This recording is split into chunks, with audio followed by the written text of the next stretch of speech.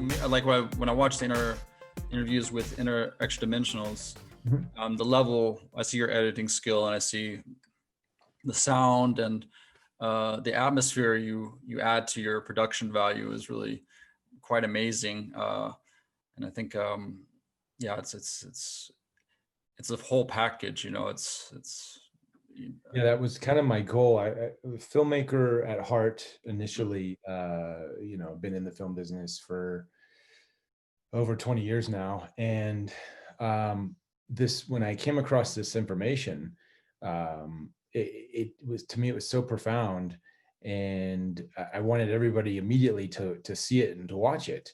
But I noticed that a lot of people didn't have the patience.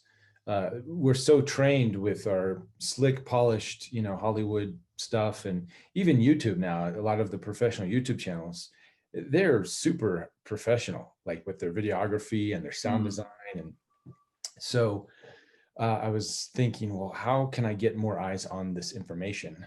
And then to me, it was like, well, I just got to up the production value. A lot of the channelers, though they get exposed to doing videography and doing work for their own half to get the information out, they have they're not trained video people.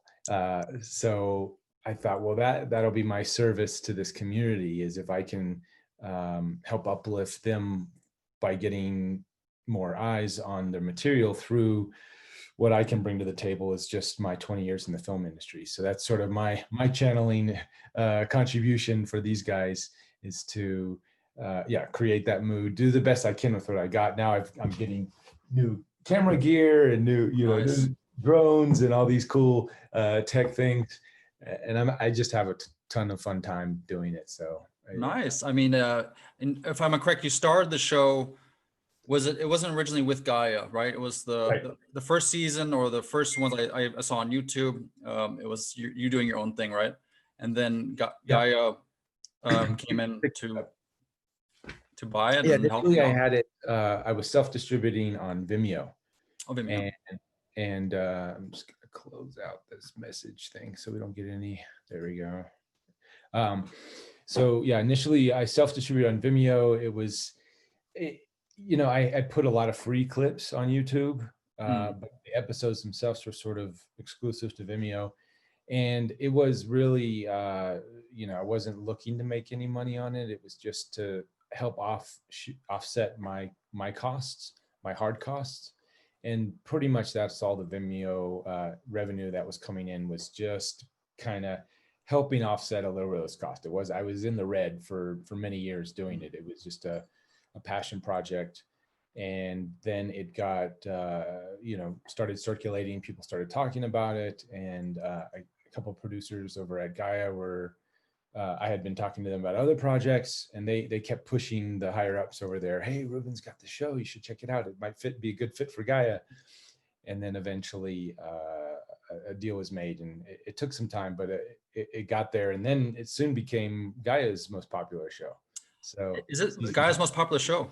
not right now, I don't think, but season 1, when it first came out, that's what the marketing team was telling me, is like, we don't know what's going on here. This is a strange phenomenon. Reuben's, one-man show is beating out, Bruce Lipton and Greg Braden and all their heavy-hitting shows. And I was just blown away too to hear that. I was like, whoa, are you serious? Wow, that's honor. I mean, it's definitely the information you glean and how you and your approach, it opens up a lot of information and ability. I think I watched that Lisa Royal Holt yesterday.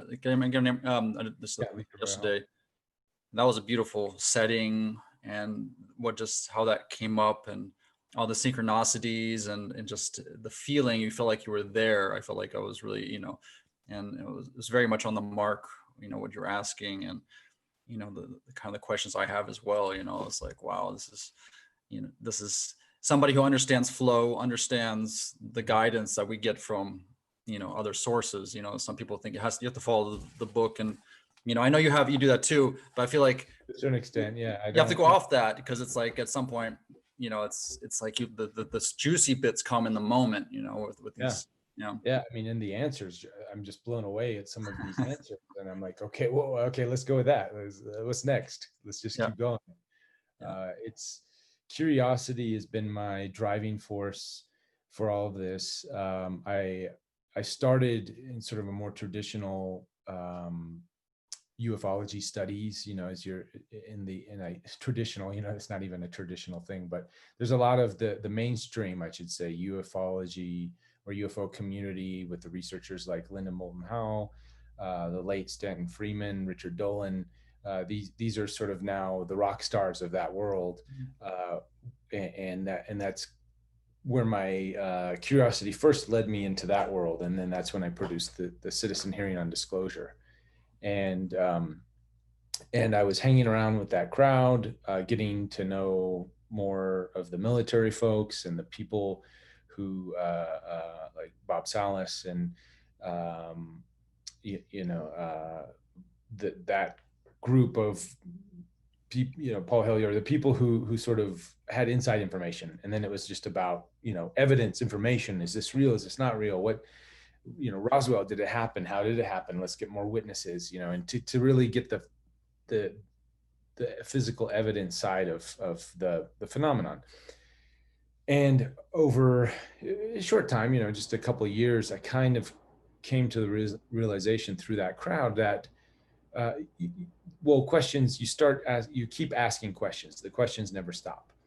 So once you kind of come to the terms that we are being visited, then and you look at all the evidence and you look at everything there, then you start to ask, well, why?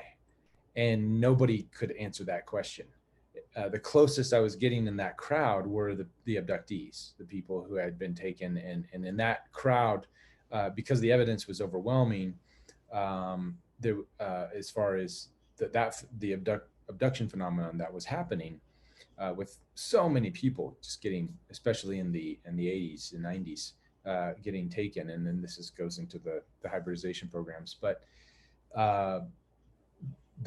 That group, the traditional ufology group, could not ignore that evidence, and so a lot of the even though they were hard fact people, they were still open enough to the idea of the abduction phenomenon and contactees being taken on ships, but they would kind of have a hard line where they would stop right there, and they wouldn't anything that the abductees, not anything, but a lot of the spiritual components of the messages coming from the abductees that had been on the ships and were communicating with the ETs directly. They would all have this through line of the same sort of messages: is we have to take care of the planet. There has to be a better spiritual evolution for humanity before the ETs arrive. So those evidence-based researchers would touch on that just a little bit and say, okay, yeah, that's the message, but they wouldn't go any further.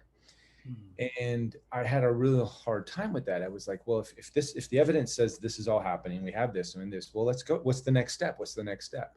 And for me, when I met Wendy Kennedy and Daryl and Nora Harold, used to come to I'd hold these ET media meetup groups in my studio in the Marina Del Rey, which, near Los Angeles.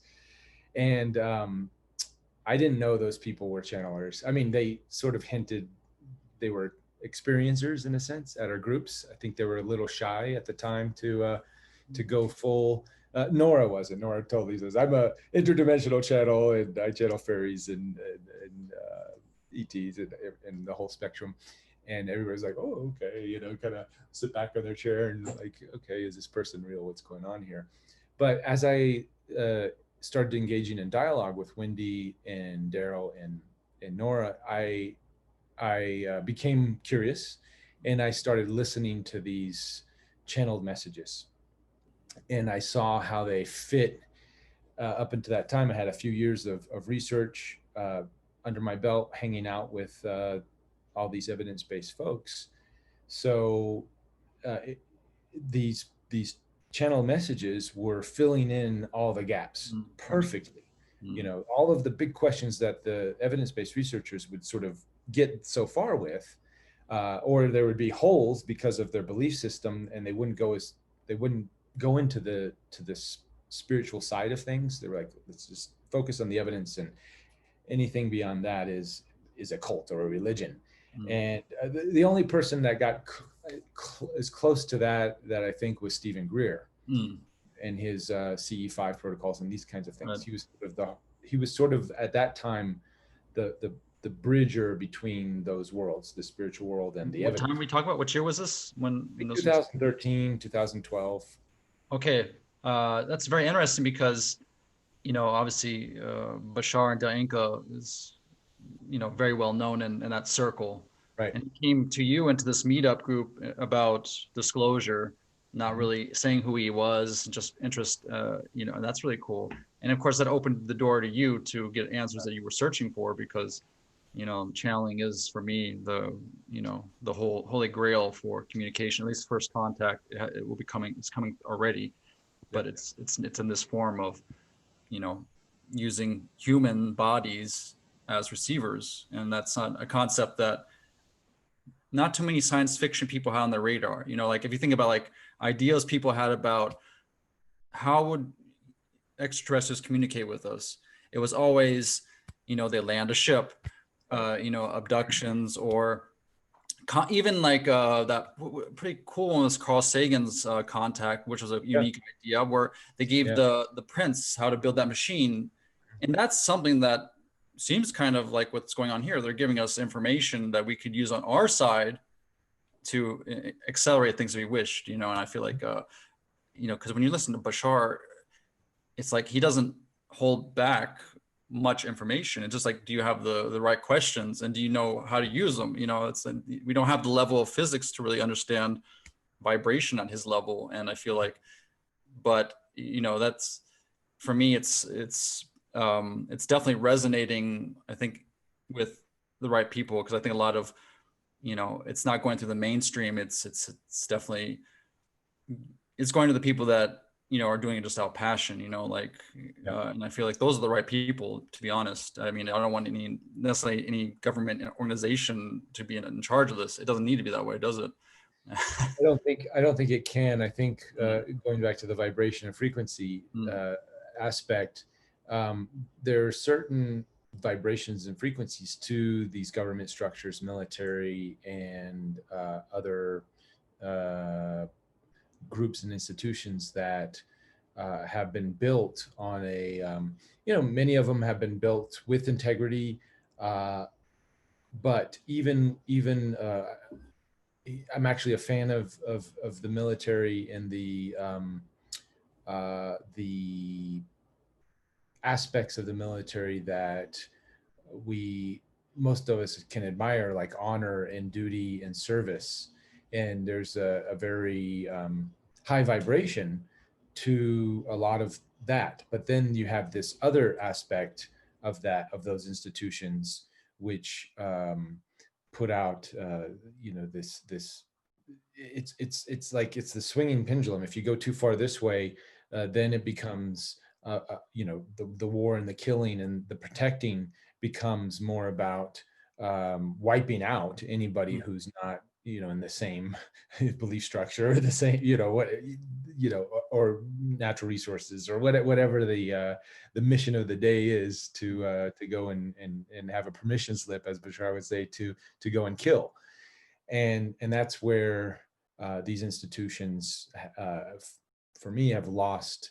I've lost all the faith or credibility. I try to focus on the higher aspects, the higher vibration aspects of these institutions Mm. and groups and things, and acknowledge the people who get into them for those sort of higher purposes.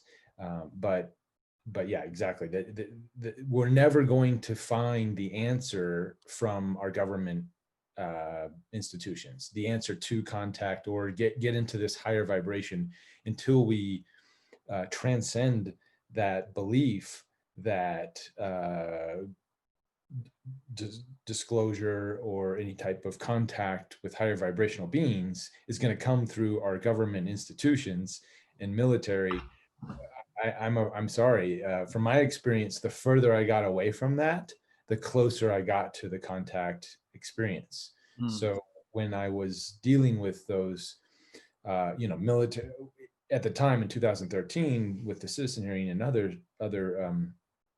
other, my research, and it was leading me to these people, and I was meeting these high level people who had these amazing experiences. And to me, because of their credibility, right? This is what this label that we stick on, government agents and people with PhDs and people who hold these positions. We would count them as credible, and that's truly, I think, still where the problem lies. Is we give our power to people who, just because of a label, not to distinguish their personal them as people. They are credible witnesses, but for most of at least Americans and probably most of the world, we tend to somehow create some kind of hierarchy that says this person's experience is better than this person's experience because this person has a a uniform or has put in so many years of whatever service to the country, so that means this person is way more credible than that person. And I started to see, well, that therein lies the problem. That's where so I started distancing myself from the citizen hearing type projects, and that's when I got into the show Interview with Ed. Again, still mad respect for those people, and especially in those institutions, for coming out and speaking out and to go against the traditional dogma that's been created through society, religions, military goofiness, all that stuff. But I knew for sure that's not where we're going to find our answers. That's not where we're going to get to that next level of this phenomenon, this experience. So I picked up the camera. I already had my contacts with Daryl, luckily with some of the heaviest hitter channelers in the community, more experienced. And they welcomed me, and I went to town and I just started these interviews. Nice. No, I mean, it's a library of information that, obviously it's all very curious. Vidica was on the show as well. And Great. and so we talked a little bit about disclosure, and and we were also talking about, in these institutions, there seemed to be, obviously there's been movies about the government researching, psych ops and stuff, and the idea of teleportation. And it seems like they kind of take it somewhat seriously if they're investing money into it.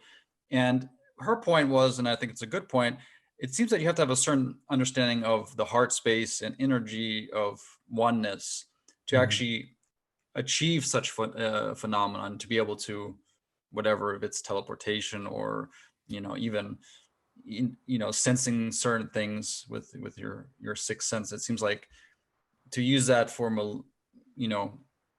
for some sort of gain or control seems to counteract how that works anyways. So it's if these people do exist in these institutions, that does say something about that those people in general. Yeah, I mean, yeah, exactly. Because I mean, it feels like if it's going to be like there's a changeover going on in the process, how information is distributed. Like, I trust you as a source of information more than I do CNN. It's like it's like when I get this, and my source is, of course, I just resonate with things, and that's when I can tell. I don't care what the label is. I don't care how many people looked at it. I don't care, how crazy people.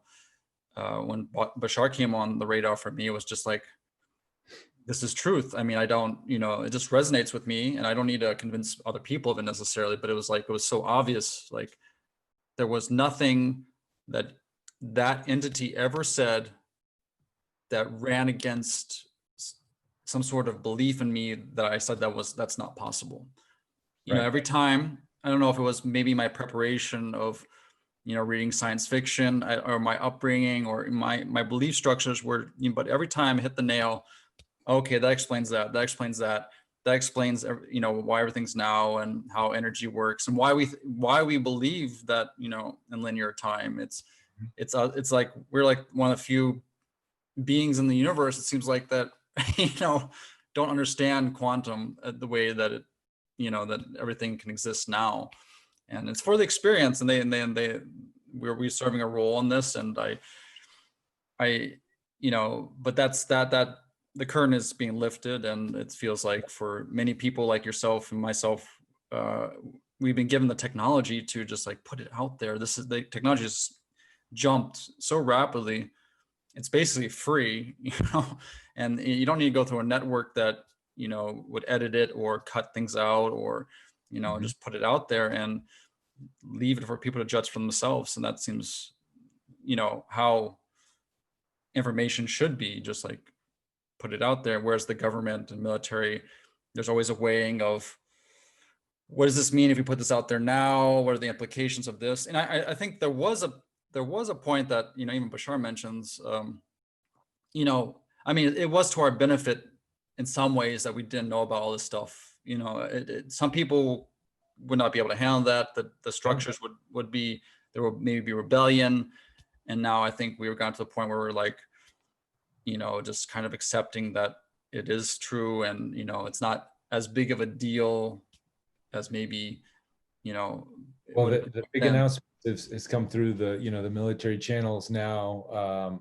And it seems like every day there's a new thing. This week is the Israeli, yes. space head of their space thing is talking about Galactic Federation and all this stuff. So, and the Galactic Federation was literally the trending on Twitter a couple days ago. So the masses are, and not in a a ridicule way. I'm sure half of it was ridicule and just laughing, but half the people were like, well, the Navy's now put out these videos and they're acknowledging that this phenomenon is real. You have all these pilots coming out in the mainstream news. It's no longer like like when I did the citizen hearing, we got next to zero press, even though we did it in Washington, D.C. at the National Press Club. And we had a lot of press come down, but it just didn't make it out. It didn't make it past the editors.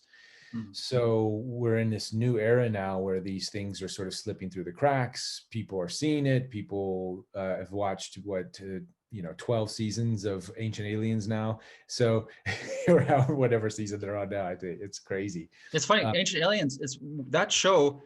I mean, I've seen it on here in Germany, and it's funny because it's like on just normal television, like on the networks, and they just put the Ancient Aliens, like, on our CBS here in Germany. And I was like, oh, wow. So it's really penetrating. Obviously, there's a bit of sensationalism. Totally. And then you're like, okay, I guess you have to start somewhere, just to open the window up. And then it's like, from what I understand, and I know I'm thinking you're getting the same, like for me too, the sexy sensationalism gets us kind of excited about things. Yeah. And then you're like, okay, that everything exists. Okay. That is a timeline where the Anunnaki did that or whatever, but it's not really relevant to the now moment. And that's, for some people. Yeah. For some people. Yeah. For them. Yeah. They're playing a different kind of game. Maybe it's like, but I believe in the past. It's just like, from what I understand from this material, it's just the past is being made up in the moment. So the connections that we're making to other races, we're making those connections now. And it's like, and everything that led us to this moment was perfect, because obviously an awakening is happening that, from what I understand, this is like the greatest show in the galaxy at the moment, like, at least in our sector. In our sector, yeah. It's like I'm sure there's other places in the universe where crazy things are happening too. True. But it's a unique experience when like creators who do not know they're creators come to that realization, and like, what do you do with that realization? You have to let go of a lot of beliefs about who we are. We're not small. and no matter what we believed or what we taught. And that's one of the hardest things to let go of, is like, oh wow, we're not victims either, which is very hard to for humanity to understand that concept, which all these channels have talked about. You know, we're all creators. We're on equal terms with everything and everyone. You know, it doesn't matter how, you know, whatever being you can imagine with all these powers, we're equal to that. And Right. that's, you know, that's a very interesting thought, you know. Yeah, that was, I can share my download with you from Oh yes, yesterday. please, please. You know, we had a solar eclipse on the southern hemisphere of the planet. And you know, coming across this information, hearing it from the channel material, as well as doing my own research, I've come to realize that these eclipses are very powerful gateways for the transfer of information, and energies, and, you know, grade ups, and just everything. And the veil becomes very thin, so to say, between dimensional realities, our dimension and others.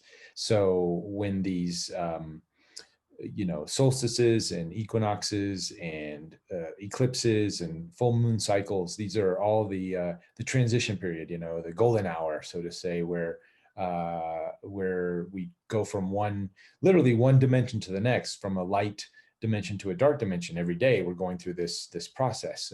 And I feel the golden hour, magic hour, when it comes to filming, everybody loves it because the lighting is just, you know, it's so unique, and we only have a short time to film it. So I always try to pay attention to these cycles and these times. Not that the information is only accessible at that time, but it is just, for me, I've noticed it's more easily accessible. And sort of the download I got yesterday, which has been an ongoing theme for sure, but really strong now, and, you know, sort of asking what is, this is for me, but usually I notice whenever I get these downloads and then I sort of check in with the collective, there tends to be a harmonization, or some similar things, Confirmation. similar narratives going through the collective, as well as my personal journey. And I think we're designing all this chaos to first get us to become sovereign. And that's a big piece of the teachings from these entities, is we are, they're always saying, you know, understand, you guys are your individual sovereign beings. You are, you know, God creators in a sense. You just haven't come to that realization. So before we can become God creators, we have to understand and become independent, but always realizing we're interconnected. So it's that dichotomy that Lisa talks about, everybody talks about, is that we are our individual selves, but we're also part of this greater collective. And how do we harmonize the two? If you go too far into the collective, you then lose your individual identity, which, you know, you never truly lose it, but you start to give your power away to other you know, ideas, and, you know, and this goes into the politics and into you know, some of these movements that have come up late. You're like, are you truly aligned with that, or are you just going along with it because that's what everybody else is doing? So we're creating all of this chaos and in circumstances for us to fully become our individual independent selves, and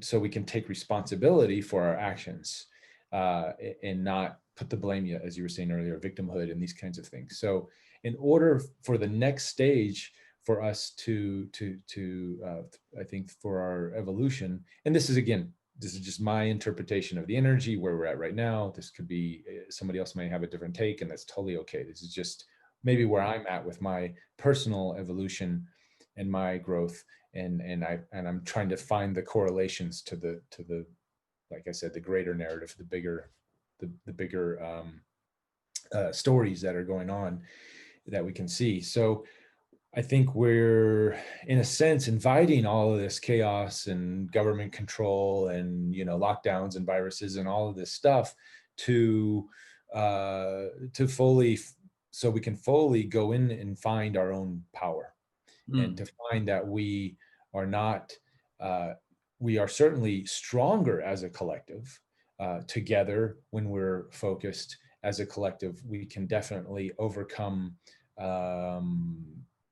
you know, more boundaries and go further. But individually, we ourselves have to be strong in our own standing, and our own ideas and our own beliefs and whatever, and fully you know, if the whole outside world was gone, what are you going to do with your beliefs? Are you going to shift your belief? What do you, you know, you have to be strong with your individual belief on who you are, on what you enjoy, what you create, and what you like, and know that.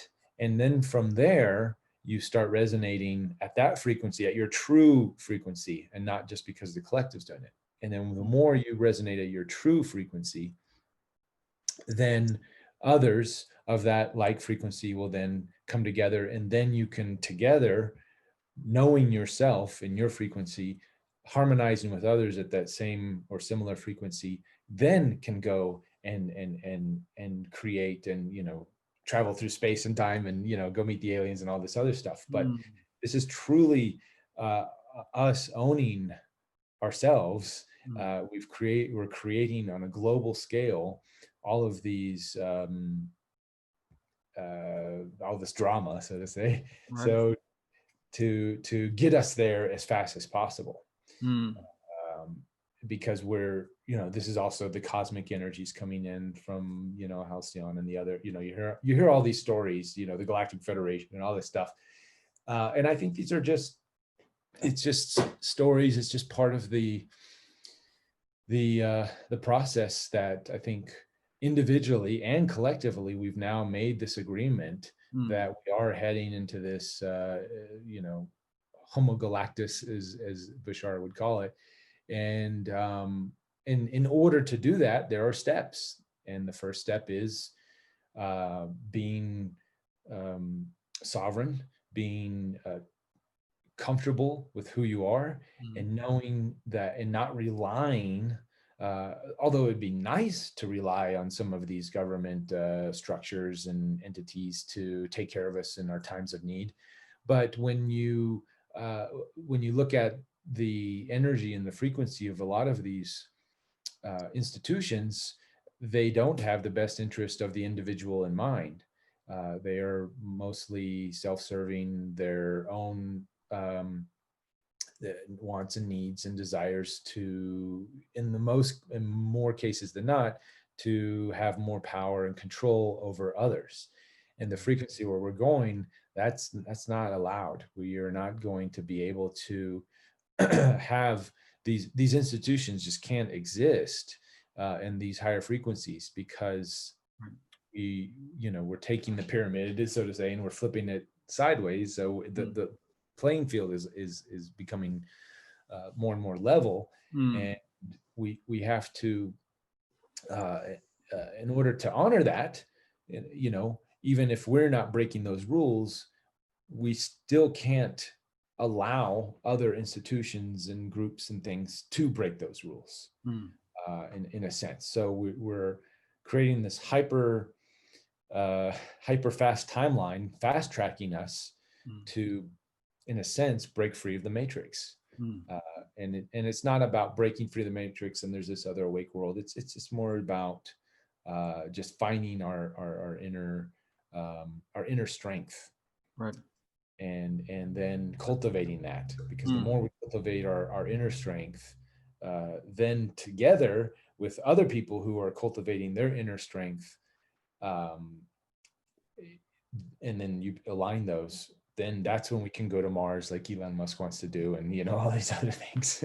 Yeah, it's like there's been jumps. I mean, time is speeding up, as you probably noticed as well. Like a lot of us who are a bit sensitive realize that it's just like it's accelerating our perception of things. So like for me, it feels like a reality where Mars was not even a possibility until like 20 years now. Elon Musk is talking about like in 2 years or something. Mm-hmm. And it's like, where did that come from so quickly? And the technology he's bringing forth, like, yeah, I mean, I find it very impressive. I was like, I never heard about that before. Like that when the rocket landed again, like came back so smoothly.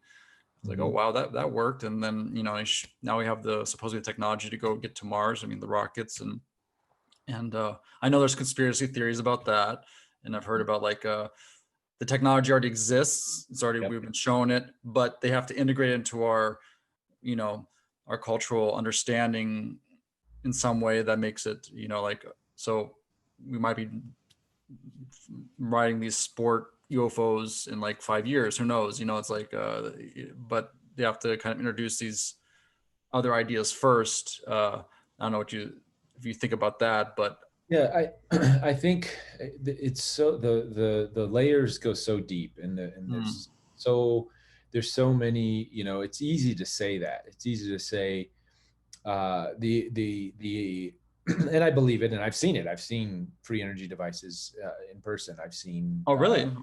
Oh yeah, yeah. I Where'd you did a where'd you see whole. these or? Back in 2013 when I was going hardcore, Mm, uh, my production studio, and I was doing the citizen hearing, and I had pitched a couple of times. I'd created a like a TV show concept to help introduce free energy devices into the world, and I went and created some pitch reels and sort of sizzle reels and things that I could use to pitch to networks. So I had to go travel and find some of these, and it was like a mini, we call it a show reel or something. It was like a mini episode. So you take a mm, 30-minute episode or an hour episode and you condense it down to 5 minutes. So I had to have the look and the feel of these. It's on my Vimeo page. There's okay. some couple of videos that we did two runs. One was called The Ultimate Energy Showdown, and the next one was called Disruptive Technologies. Mm, And so I got firsthand to sort of prove these talks. I got to know Foster Gamble really well at the time from the Thrive series, and we had talked a lot, and he had pushed me in some directions, and now his Thrive 2 actually goes in and does kind of what I was doing in 2013. But I was hitting roadblocks. I couldn't get the show.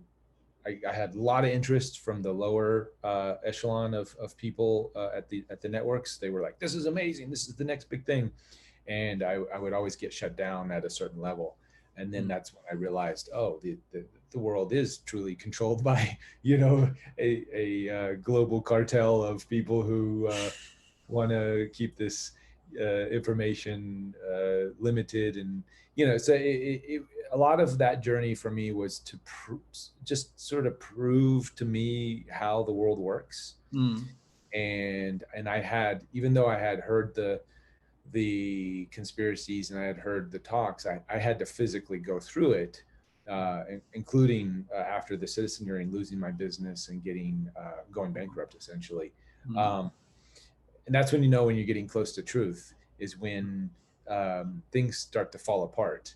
Uh, Yes.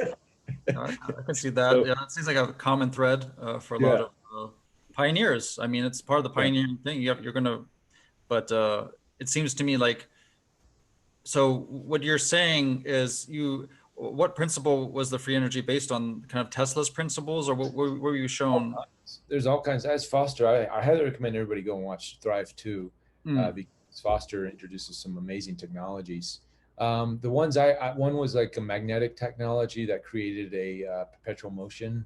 mm, That was one of the main ones I focused on, just because visually it was very impressive, and it worked. It powered the guy's house. We had some independent scientists come out and vet it. Um, and let's see, there was other technologies that were I was kind of on the fence with. Some were sort of this hologram, quantum technology, mm, water restructuring things. mm, What were some of the others? One was using a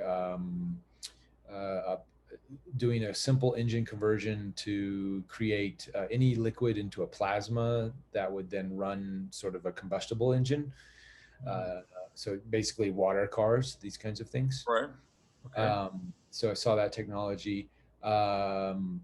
And so those were kind of the main ones. Have you seen the reverse coil? Because Bashar is a lot of people are working on that project now, where Yeah, you that the seams coils, team. yeah, the coils within coils. No, I didn't see any of those at that time. Mm, Since then I've had to uh, uh, an interest in. Oh, I did see a lot of. I did get to know Marco Rodin and Randy Powell with the VBM, um, vortex-based math, and some technologies and mm, Tesla coils wound in that certain way that then gave off strange anomalies. We did have some over unity electricity mm, proven that was, they would put in a certain amount of electricity and more would come out. mm, None of them were fully working. They were more proofs of concept. So mm, I did see some of the technologies in that arena. And I think Nassim's team is sort of going in that direction. mm.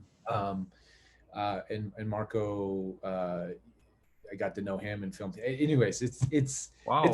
crazy world. Yeah, And I didn't know this about you. That's pretty impressive. Yeah, like yeah, I went and talked at free energy conferences, and it was a whole. It was like another sideline of my life during this time of, ET disclosure. For me, it was like, why is this stuff a secret? How do we get this to the world as soon as possible? And yeah, the closer I was getting to those realities, I was getting blowback. mm, And, like I said, I lost my business and over just weird circumstances. And you have to question some of these things. And you're just like, okay, maybe I'm just getting too close to the truth. And, and maybe certain groups or energies and don't want this. Not that I can put an exact thread. Oh, this person in that government mm, agency is the reason. But I think just energy, going back to the energy of things. mm, Uh, and that's when I pulled back and I started focusing more on the channel material because I thought, okay, there's a spiritual component of all of this that's lacking, mm, uh, that we need to cultivate before, me individually and collectively, before we can get to a stage where the conversation can go that direction. We're mm. having the conversation now in the small world, but on a global scale. So, and Right. for me, it was about pushing the bigger, how can I get this to the masses? Yes. Uh, and after going through all this stuff, I was like, okay, first has to come this spiritual responsibility in a sense. This Mm, with great power comes great responsibility, as the mm, Spider-Man and all the Marvel movies have taught us. So I learned quickly that that's where the focus needs to go, mm, to understand um, these concepts and do the inner work. That has to come, in a sense, it's happening simultaneously, but at least for my own personal growth, those were the concepts and ideas that I think were lacking for me to fully, uh, to before we can get to a paradigm where we can have these energy devices. And the mm, more we do that growth individually, the more collectively we do that, then the more these energy devices will then be allowed to surface. And I'm not saying like there's some evil empire. Well, there is actually an evil empire trying to control and keep these devices at bay, but we don't even have to go there if you just reel it back and just say, well, look at the energetics, the frequency of all of this stuff. mm. And because if you go too far into that camp, now all of a sudden you're playing the blame game, and you're not taking personal responsibility. You're just giving up, saying that thing over there is suppressing me, so I can't do the things I want to do. So Mm, and in a sense I'm kind of doing that, but mm, I'm going as far as I can in that avenue, realizing, okay, well, what is the issue? Is the issue that person suppressing me mm, and my ideas, or is it really? Is there something else? Can I look at that as a mirror to reflect back to me that, wait, it's not that person, there's something else missing inside of me Right. Yeah. that is holding this information back. So Mm. what is it that I need to look at within myself? And that's where, again, going back to the channel material, that, oh, it's a more of a spiritual component, maybe because maybe, and I know I'm ready for, free energy and interdimensional travel. So I would say, Right. I Right. say that, but then you actually start doing the inner work and looking at the spiritual components that you Mm. are sort of need to do the work to get to that stage, and you're like, whoa, I have so far to go.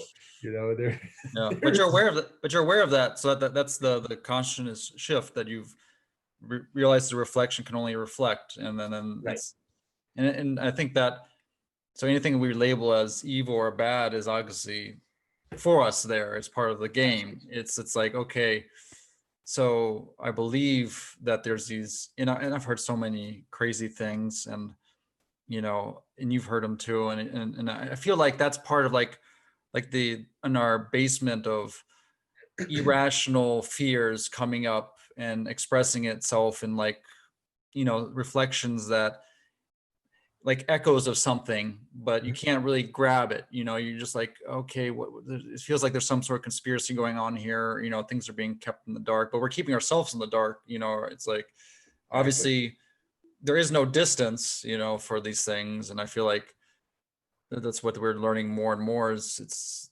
like, we have to get rid of that old idea and concept first before we can really expand. And we're like, do you want to give a little child an atomic bomb?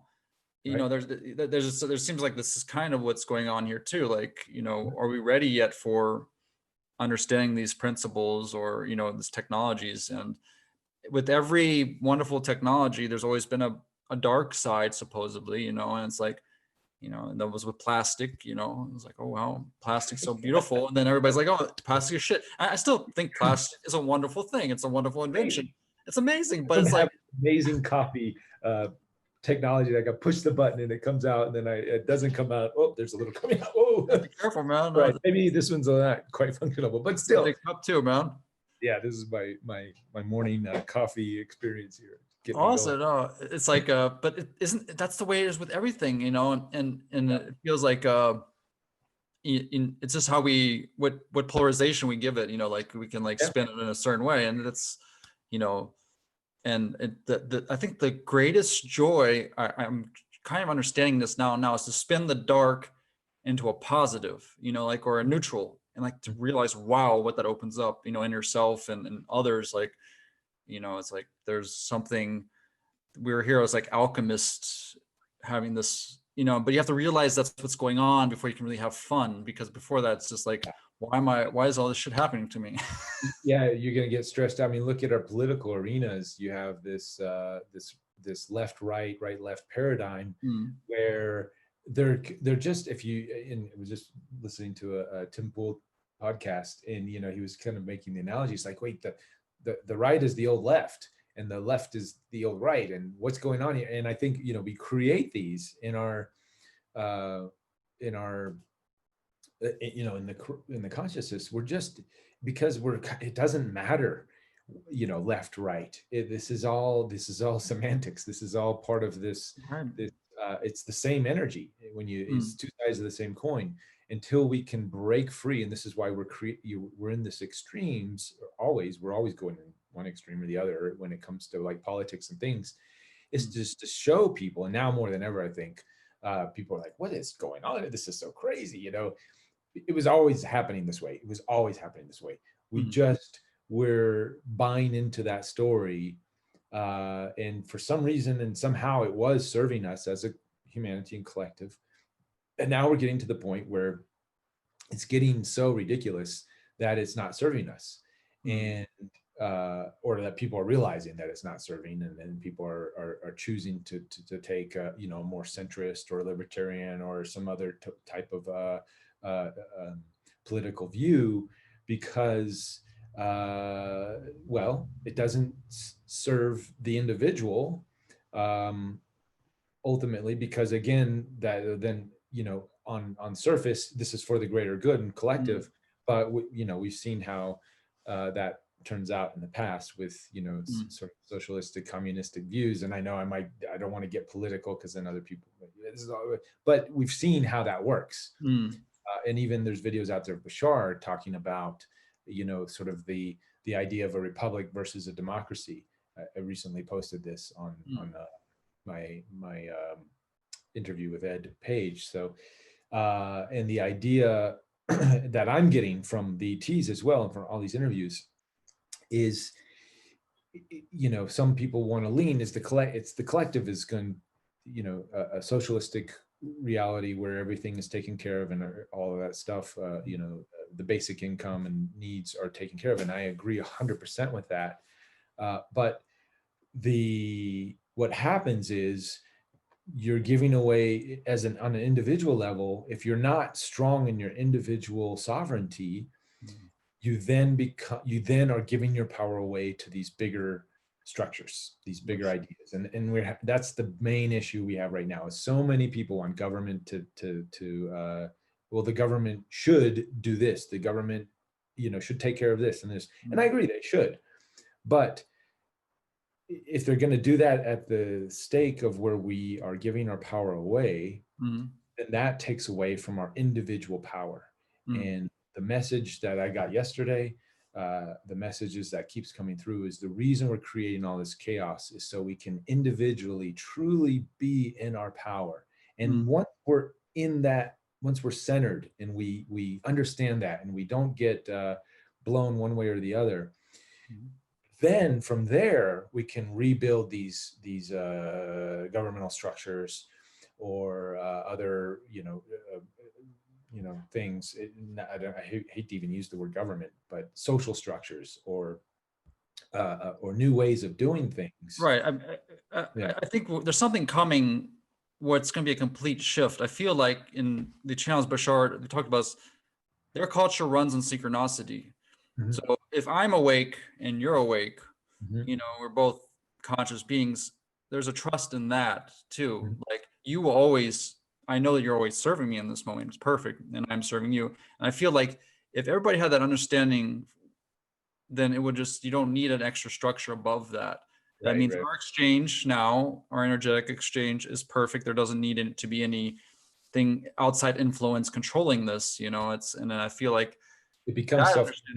Yeah. And that's where we I think we're shedding the idea of these structures and more of a, in the moment, who's there in front of you kind of situation. Like, and then that's really reality is, like, these ideas of government. Like, here we have, Angela Merkel and the political system in Germany, and, but I never, I don't see these people. I don't, I don't watch no television either. So it's like, only person I see sometimes is Trump. He's like because of, the media loves him. The media loves him, but every time he talks, he's like eroding the idea of a leader and what a leader means. And now it's like, we're all leaders. It feels like, I don't,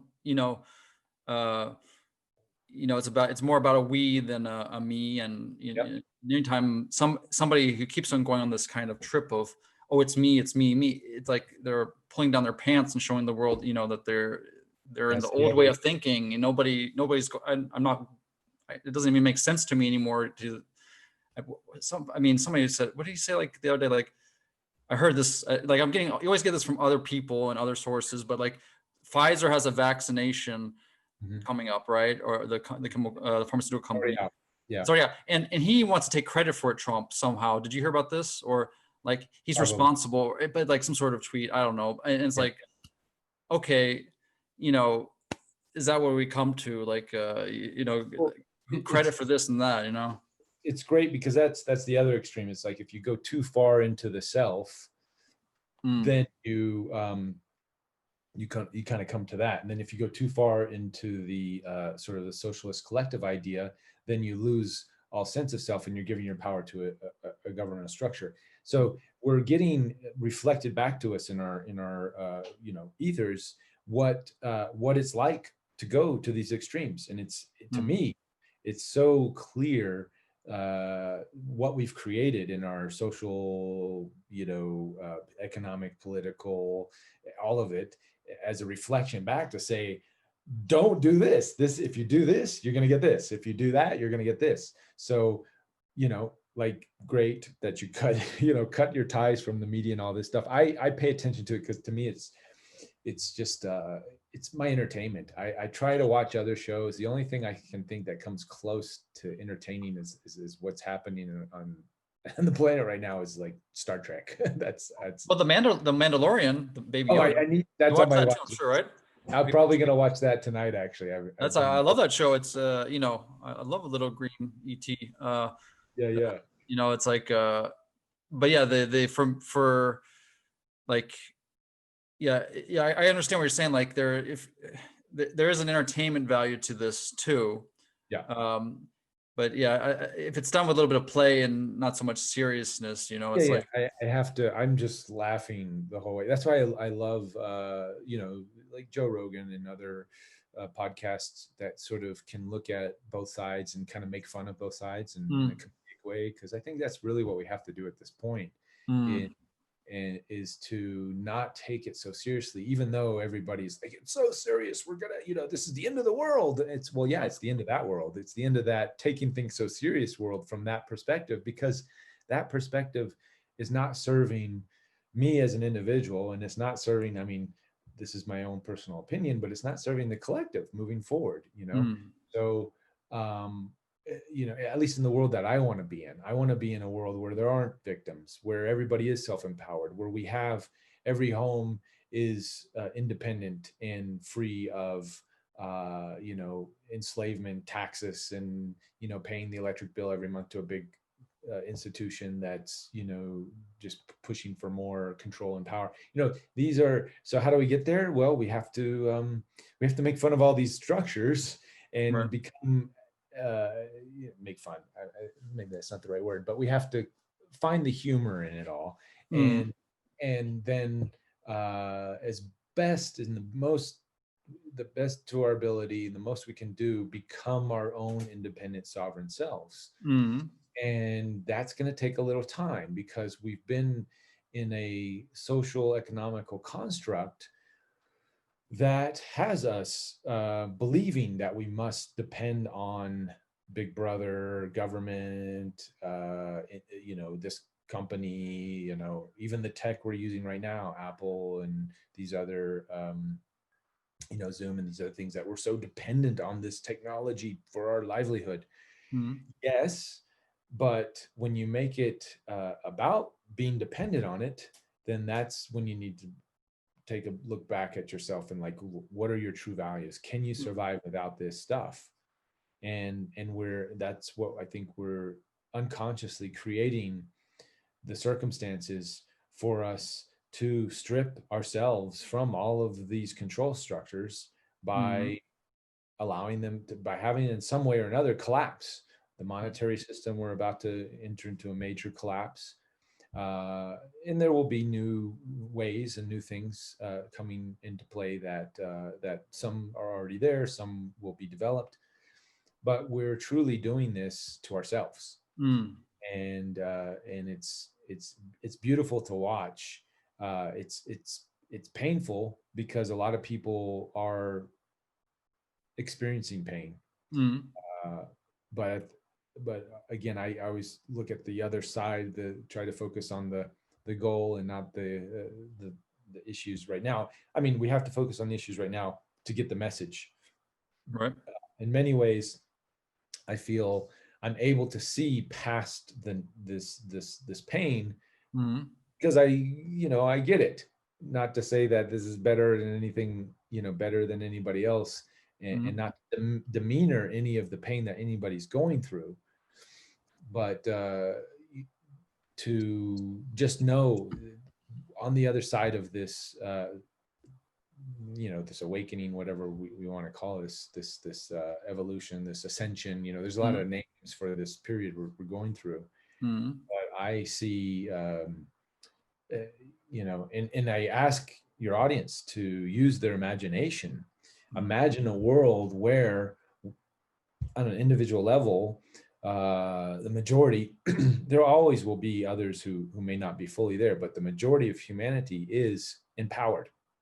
Empowered to the sense where we are sovereign, where we all have all the energy and power that we need to keep our house going, to keep food on the plate, to have those basic essentials taken care of, not by some government force that we're giving our power to, but because we are empowered enough in our own being that just comes, that's a natural part of our existence. For example, we all have gardens in our backyard that are producing all the food that we need for ourselves and our family, and maybe for our neighbors who can't do that. We all have, right now I have solar panels on my house that's producing all the electricity that I need, so I'm not reliant on an outside source. Not saying that everybody can get there right now, but there will be a day, and it's coming, that we all have that that access to that type of power. That's power. To have your own food, to have your own energy, to heat and cool your house when needed. That's power. Yes. So as we move into a world where every home, every individual has that access to that without having to struggle and and rely on somebody else to get it, but we get to that point where it's there, then imagine if those basic essentials are met, and we're not getting it from some outside source that's going to tax us or put us into debt to make sure we have to pay for it from now until eternity. Then what that does is it frees the individual up. There's no more worry or fear or scarcity, that the individual can now become more of a service to their families, their community, to the whatever is going on, on a greater scale, maybe even, I hate to use the word government, to the government, to these other institutions, or I say groups, because in the future, I hope we move away from institutions and get into just groups and people who want to go to Mars or go to do extraordinary things.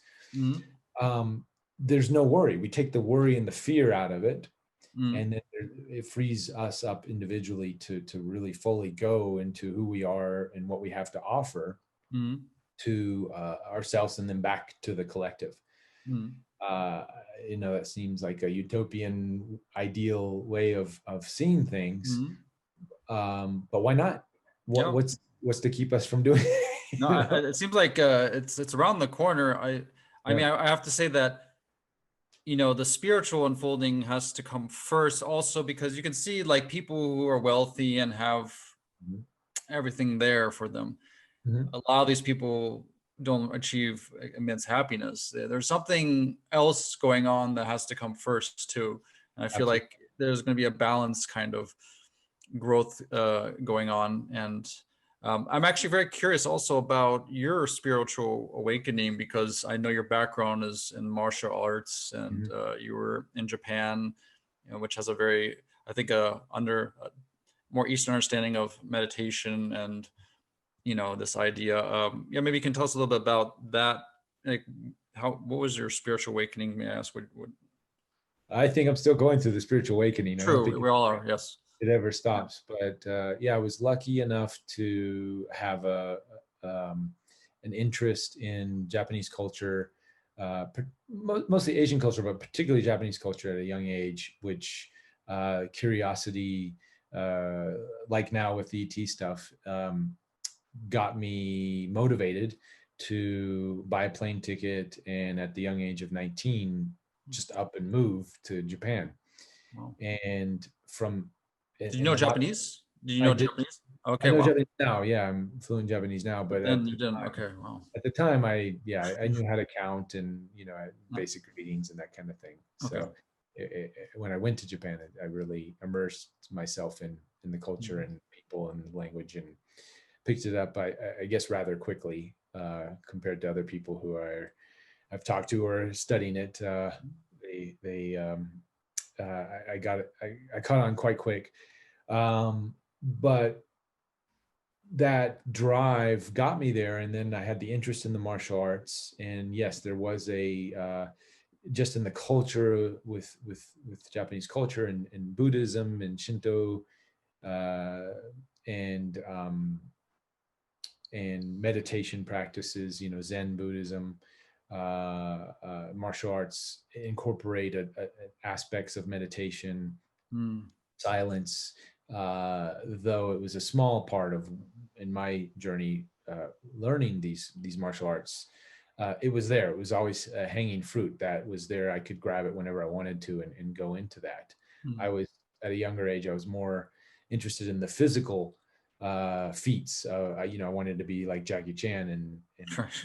his amazing physical feats that he could do. So that was my main focus, and the Mm. meditation and all that stuff was just like, yeah, it's there, and I'll venture into that world at some time.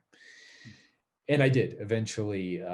It was into my late 30s almost that I finally started to go do a little more inner work.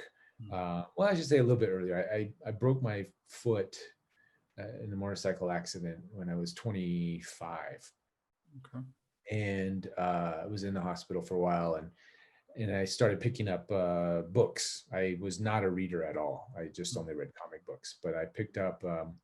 My mom had sent me Conversations with God, Oh, and wow, that's a by deep Neil one. Donald Walsh. Yeah, so I picked that up, and I was already into philosophy with the Tao and the Tao of Jeet Kune Do Mm. was one of my favorite books at the time. And then I started seeing the correlation between a lot of the stuff that Neil was talking about and the Tao.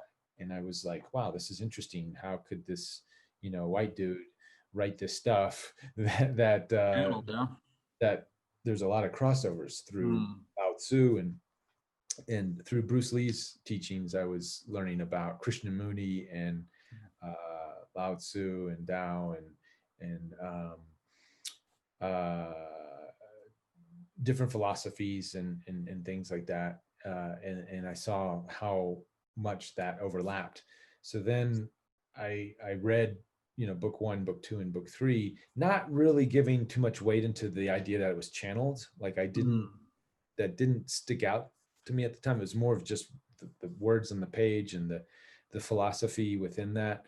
Mm. And that was sort of the backbone for as I was moving through my martial arts career, my company. I had created a visual effects company, and my stunt world and acting and all that stuff was sort of like the backbone of my basic beliefs. So Mm. it wasn't a big stretch for me when I came across Bashar and Wendy and the Palladians and others in my show. It wasn't too big of a stretch for me to go there because I already had this background Right.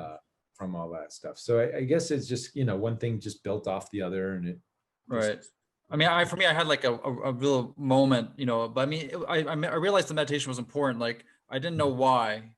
So I was like, listen to Eckhart Tolle, and Mhm. other, meditations and what they talked about, and Terrence McKenna even. And for some reason, I was really drawn to these individuals, and they were talking about experiences that, yeah, I wanted to access, and then there was a shift at one that happened, and that shift was, and I think it had a lot to do also with movement for me too. I was really into doing headstands or handstands. Mm. I was just doing them like crazy, and and it was just fun with my kids in the park to do it and get better at it longer, or whatever. And I realized, okay, it's also putting the heart over the head later. I mean, like, you get these ideas later, like that was part of the puzzle. And the movement, the free movement, the London Real podcast. I remember watching this. You probably, the London Real podcast, Yes. right? Yeah. Yeah. Had who's that guy that comes and does the movement? He just is from Israel. Like, he does like movement of animals and stuff. And I Oh, was I missed. really getting into that. I mean, I wasn't doing all of that, but Right. and I feel like at least part of my journey that was so, like, that's why I was thinking about the martial arts. Like, I feel like that is an access point for higher intelligence and consciousness. You know, Bruce Lee's an obvious example. I mean, like, Yeah. you know, he was channeling, you know, in movement. You know, he was in the wisdom. I think he could express it quite well in words, but I think his presence was the point. You know, I think Mhm. that small man demanded, you know, respect in a, you know, it just is like a, and that's that inner light kind of thing that I feel like a lot of, you know, people who go that route of martial arts and, you know, facing your fears. I think that's Yeah. also something that is very interesting to me. That yeah, are you? May I ask what martial arts you've studied Oh, I or think I've done them all. okay, nice. No, I'm sure there's some I missed, but so my focus when I was younger was really, I had the interest in martial arts and movement, but it was more for film and Mm, television and how I could do those cool tricks. Right? It was more about wow, look at what Jackie Chan can do. Well, right. what martial arts did he study, or what did he study to be able to do that? And then Mm, I got into gymnastics and basic tumbling, and then you know, then you see other moves, and there's like these jujitsu moves, and then there's these karate moves, and then there's these mm, wushu moves, and then there's this capoeira move, and you know, all these interesting movements. And mm, basically I just gravitated and I tried to get lessons in whatever martial art. It's like mm, studying a language or a culture. You get the basics, and then you kind of figure out where it came from, where it develops from, and then you see, you know, like Kali and Extrema. Now they're saying that a lot of the karate, Okinawan karate, came from the Philippines, and there's research being done there. So, anyways, it's all of it's in a sense, it's just the same basic core stuff, just with different flavors. You know, mm, and that's all of this information is essentially that all these core truths are kind of the same, but then mhm, you just start going deeper. And I think that's where the internal meditation and the internal work goes, is you're able to go layers deeper into that martial art, that movement, mm, uh, and each one represents and has a different lesson, so to say. You know, when you're learning how to do a kung fu sort of, or a tai chi type of movement, as opposed to a karate direct strike movement. You know, there's times when you need that, and there's times when you need the tai chi, and there's times when you need the jiu-jitsu, and there's times when you need to just sit on a rock and meditate. You know, there's all of it is has its place and way and time for different aspects. And it's mm, we could and you can go deeper into any single style mm, and go deeper within the lesson that has to teach you. So mm, I dabbled in it all just so I could have a basic understanding for film and be mm, able to adapt. If I became a fight choreographer in a lot of films and television, so I needed to uh, create moves or come up with moves or adapt moves to a specific character or the story. mm.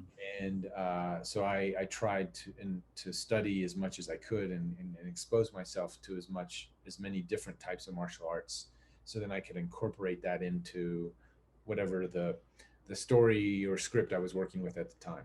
Wow. It's you know, I was also thinking about like I was really fascinated with Zen Buddhism and, you know, of, obviously the martial arts and Japanese culture. And there was a book, beautiful book written about I guess an American guy who went to Japan to learn the art of, you know, archery. Maybe you know this book. I can't remember the title, but it was like that idea caught me because the way it was taught is, is very important. Not that you hit the target necessarily, Right. so not that you can knock somebody out, but it's the inner process of. So he shot. You know, he was the teacher who was trying to teach him this archery technique was like telling him um, like a method that seemed for him to go around the bush a bit, like, you know, going inside and not really focusing on the target and stuff like that. He's like, this is not gonna, you know, after many times it was so, and then he's like, I'm not gonna do what he says. I'm just gonna do my thing and really hit the target. And he hit the target, and the teacher was like, "How do you do that? That doesn't," and he's like, and he figured out that he didn't do it the way he's supposed to do it, Mhm. and the master was very upset, and yeah, and, but then Yeah. but then he figured out later he did it the way the master wanted him to do it, Right. in the way, and then he got it. Aha, that was the point. It Mhm. was not just about hitting the physical target. It Right. was to get the whole expression and to feel the oneness with Mhm. the target, or whatever the analogy was. But I found that to be a very deep concept, that I think I feel like a lot of Eastern culture expresses that, Yeah. like with tea ceremonies. Yep. It's not just about drinking the tea, it's Right. the whole thing, right? Appreciating, yeah, Yeah. appreciation of the whole thing. And Yeah. that's what we have in the Western world. We sort of, let's get, I just give me the good stuff, Mm, let's hit the target, right? right. What's all this other stuff there for? Mm, And, and it's good. And we're learning that. And that was sort of Bruce Lee's philosophy was, mm, what's all this mumbo jumbo crazy, if the goal in the martial art is to take down the opponent, why not just take down the opponent? And that's, that was his old mm, Jeet Kune Do was the way of the intercepting fist, right? right. Let's get so direct that we can even take the opponent out before he even strikes. Mm, Let's find the intention of that, of the opponent, and neutralize that, mm, which I agree 100%. But then there is a whole art. That's why it's called mm, martial art to all of this movement, to all this craziness, mm, and let's understand that. Let's understand right. what is the art behind the movement, and honor it. We don't Mm, have to take it as the gospel truth, and but we can honor the process mm, and honor those individuals who went through their own process to get to that state. And then of course they think the only problem is they've created it and turned it into dogma and saying you have to do it this way or else, and the mm, Japanese guy getting upset, kind of thing. uh, so and in reality he's only getting upset because maybe we didn't honor the process, mm, his process. So, you know, he may be so caught up in his process that he thinks that's the only way that there is to do it, and that is the most direct way. And that's so. So I think what all of these, that's a great lesson in itself, and what we're doing and what I've learned, and why I've sort of taken a back seat, and I'm not so gung ho on getting disclosure now and all this stuff, is mm. because there is a process that each of us has that needs to be honored, Yes. Yeah. and it may come quick for some of us, and it may take some time for others. Mm, And there's going to be an art, a beauty, a something that we uh, individually can't see the other individuals going through their process. It's so unique to each mm, one of those people, uh, mm, that uh, if we choose to look at it, um, from a different lens, then we can see, and this sort of goes back to what I was saying earlier, there's a lot of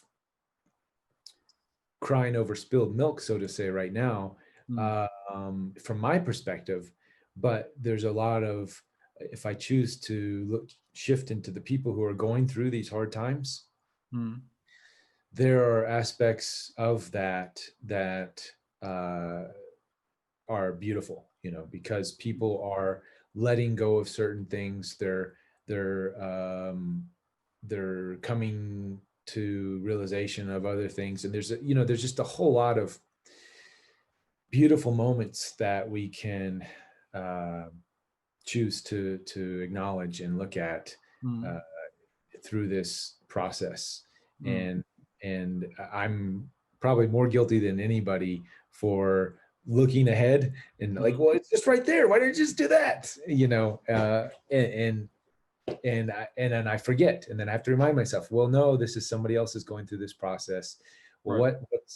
what what's the beauty in that? Because there's beauty in all of it. There's an art to all of this. This is, yeah, it's a big masterwork that, I mean, that there's an unfolding that will never end anyways. There's no goal. I think after the idea of awakening is just more awakening into more and more aspects of ourselves. And that's just going to continue until infinity. And that's why especially my projection of what is disclosure. And as I was just saying, talking about the sovereignty aspects of Mm, having the energy and the food in the backyard and all of this stuff, and we're more harmonized with nature. We're not creating, that's great.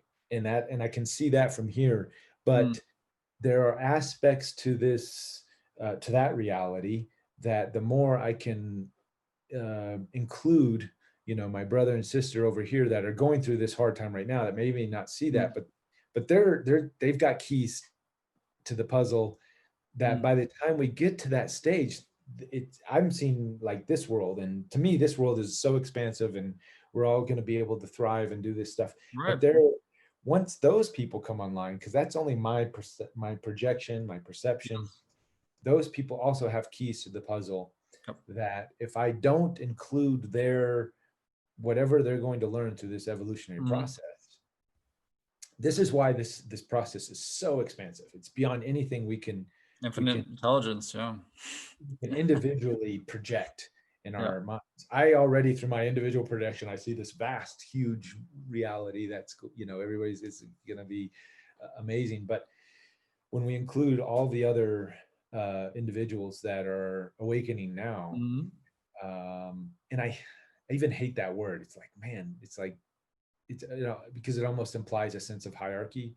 But if we can take out that sense of hierarchy, and just, when I say awakening, it doesn't mean they're less or more or anything. It's just this Mm. process that we're all going through, having Right. a more expansive awareness of what is.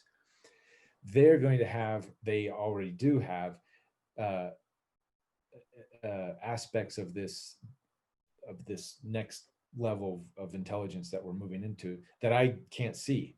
Mm. So this is what I've also learned, that the bow and arrow guy who went through his process, and he has an appreciation for that, Mm. uh, and he's teaching it. He's taking his time to teach a foreigner how to do this. Right. The more we awaken to all these other processes, yes, there's probably a more direct way to get there, but Mm. it's not just about getting to the target. No. There's an art form and all this stuff, and when we can accept and realize and integrate all of these different beliefs and ideas, Mm. then wow, Yeah. what a world we're gonna step into. It is. Yeah. I think it's. I also believe that from a perspective, the higher perspective from source or non-physical, it is like inevitable. So also somebody who has a quote unquote miserable life, Mhm. that's such on the soul perspective, like so small and insignificant, but also potent on that side. I feel like that breeds so much desire that they can live, several lifetimes and whatever that experience of, what they always wanted in their earthly existence. So there are some people I think playing this game of that they are putting a lot of load on themselves in a lifetime, pressure, also to release that when they transition and then come back and feed into other lifetimes. There's so many cross connections that we don't know. It's all perfect, but if we try to figure out the right way, we're not going to see it. And it Yeah. is everybody they have their own processes, like how somebody comes to realizations of who they are. I mean, it's totally, everybody has their own thing. I know video games for, Mhm. I'm positive that's was part of my process. That's not for everybody. And are you a gamer, or A you're little in bit. games? I make games. Yeah, I've drifted away. I have more fun again, just Me too. Yeah. watching the video game of life. But But it's I trained us, right? I mean, about the definitely. spiritual thing, I definitely feel like my playing those games as a kid definitely helped give me a certain perspective on things. They're not necessarily just violent games. There's also, the idea that you always come back, this idea of like also going through a labyrinth of some sort, but having a perspective of, you know above, I Yeah. always like those multiplayer games where you could control armies, and if something didn't work, you try another way. And Yeah. I feel like I was training myself to understand, you know Life. yeah, the matrix in life. Yeah. And Yeah, totally. I love I that you were actually in a do. game. Yeah. Yeah, I go to anime and video game Comic-Con conventions all the time. Well, I did up until this year. I mm, usually do, close to 10 appearances a year. It's kind of mm, part of my spiel, and I really enjoy it. And I get to meet people from all over, and I get invited to travel the world. It's been an amazing experience. So that crowd, it's a very specific crowd, and when I mm, talk about aliens and things, it's kind of goes above their head. mm, But I do a presentation that they can relate to, and I say life is a video game, and I use mm, game engine mechanics and how we've developed real-time game engines to show the um, correlation between our quantum world and how I don't know if you understand like a game engine like Unity or Unreal, and how it works mm, is very similar to how in quantum mechanics, how we're sort of creating it in real time, or mm, creating our experience in real time, how the data exists and the information is there, but we don't really experience things until they're right in front of us. And that's how these real-time game engines sort of compute and process uh, the experience. So I use that. I have a whole hour presentation that I do that's really wow. nice, because the gamers, they Mm, get it. And then I put it out there as, what if our reality is just a video game, right. and it seems to be the gaming mechanics um, reflect the quantum science that we have in our modern day science. So it's not far out to make that correlation. Oh, by the way, and then I always finish it. Oh, by the way, I talked to ETs, and they're kind of saying the same thing. But both, Nice. what's that's crazy. But it's really nice because they, at least when I put it in that perspective, Mm, they get to understand uh, how things work a little bit. And mm, some people, it just goes over their head, and they're back into their video game having fun. Let's sign some autographs and cosplay and do the whole thing. But some people get it. Some people actually mm. get something out of it, and look forward to my next presentation. And I love it. I love seeing the fractal within the fractal within the fractal. Mm. That's It's amazing. I mean, people should know. Yeah, you were in Devil May Cry. You were the character in that. I actually never. I played that one time with a friend a long time ago. Looks like a very cool game. Were you like, it was like there's 5 parts? Were you the character from? I started from part three, Part so three? Okay. 3, 4, 5, yeah, and All right. and then there's lots of little iterations and animes and Mm. What other was the side. character exactly? It was like a vampire, or what was that? There's some sort of. What was it? Dante, he's a half human, half demon Half demon. Mm. hybrid who's protecting humanity with his super, demon powers that he's got. So like So the dark is there. I love that. Yeah, like it's yeah, you need that kind of spice. So. and he has a twin brother that leans more towards his the demon side, and they're Mm, always fighting against each other, and it's crazy. I know that's just a video game, but when you look at the archetypes of that character and what they're doing, and then I have to look at what I'm doing on this in this game reality, and I'm like, man, mm. there's some overlapping there. It's crazy. Yeah, no, it's and yeah, I think the for I don't play games like I did when I was a child, and the thing that's changed when I was growing up, we had the Sony PlayStation. It was not online. It was, I just played against the computer most, and now with the internet, that's kind of the next generation that came up. And there's one game that I started playing a little bit, this League of Legends, like mobile. And what was kind of interesting about that is I see, like, I'm in a group of like random 4 other people, right?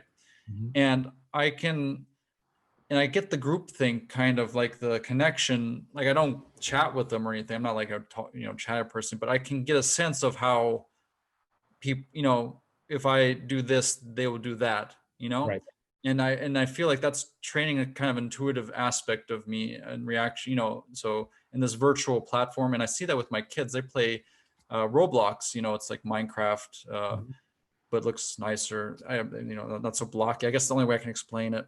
And Yeah. they, within the game, they're playing games, Yep. and they're meeting people from school now, because obviously school is closed now, and now they're meeting on these virtual places, building houses together, and Mhm. very uh, having cats and dogs follow them around. And it's like, that's like, I can't get into that, but I see like, wow, this is like really, what are they being prepared for? Right. I mean, like, this is consciousness, and where do these ideas come from? Yep. It's coming from above. I mean, that's only Minecraft and Roblox.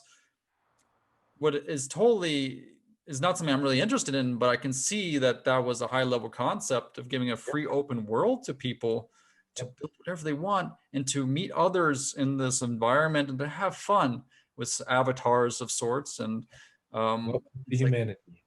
it's not beautiful that games can maybe save the world, like.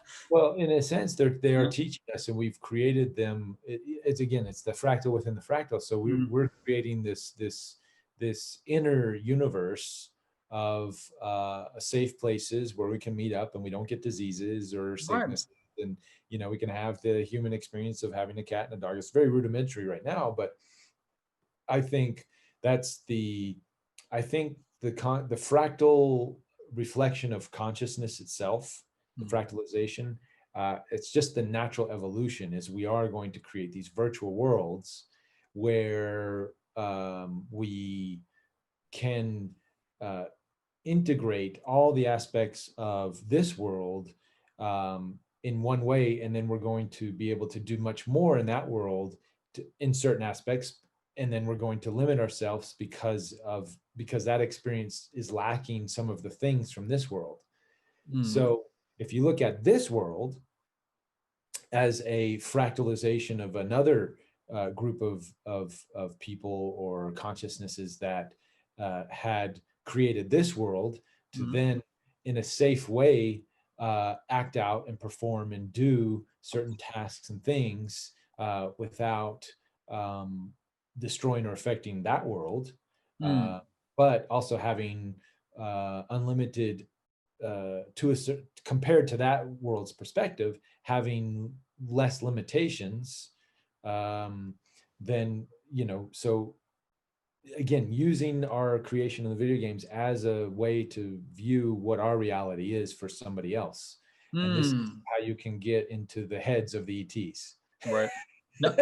No, this remind me, actually, like a download that I got, or these images I get sometimes. It was of playing a game. Somebody, the back of the head of somebody playing a game, and then behind them, the image of them, somebody else playing on different screens, that Right. person, other person, and it just goes on to infinity. And I go, oh, okay, that's kind of like what's going on. Like we said, that, yeah, we're on some level, there's levels of this game, and even on, like, on, you can play whatever you want, whatever level, it's like, and I feel like some people, how do you say, that, yeah, if obviously the fun aspect would be important if people can just get that, really not to take things seriously so much, that I think that would just to relax into things, and to understand, you know it's funny because movies like The Matrix, Mhm. to make them interesting, they make kind of serious. So what was Sure. interesting about that concept, I think it's, was showing it, and I think they hinted at the end, like it's a game within a game within a game within the game, right? That was at the end of the third Matrix, where now a fourth Matrix is supposed to come out, but who knows Yeah, what who knows where they're gonna go with that. Yeah, yeah, but it's like, but yeah, whereas the reality they were coming from was so dark and Mhm. destructive, and then they can go into the Matrix to have a fun, experience. That one guy, I remember, he was like, just take out my mind and let me have a wonderful life, and Yeah, give me I don't my want to steak. know the truth. I don't want to know the truth, I want my steak. Yeah, but the thing is, we want to know the truth. We want to know Yeah, the truth, and that's yeah. that's where like the taking the was it the red pill or the blue pill, Red pill. which we've already done, is kind of like um, it's just unlocking possibilities in everything is here. There's no like you don't shift into a totally different reality, which the Matrix was like that, where like he had a You totally might. you might, but I'm not going to end up on. Not I don't red think like. pills. Well, what if you woke up on an alien spaceship, like we were just dreaming this, and that's also a possibility. And yeah, Yeah. Well, that's the more. So the more I'm diving into this research, Mhm. the more the path, the conversation that we're having about the game within the game, Mm, I'm tending to go that direction with mm, what is reality, the constructs of reality.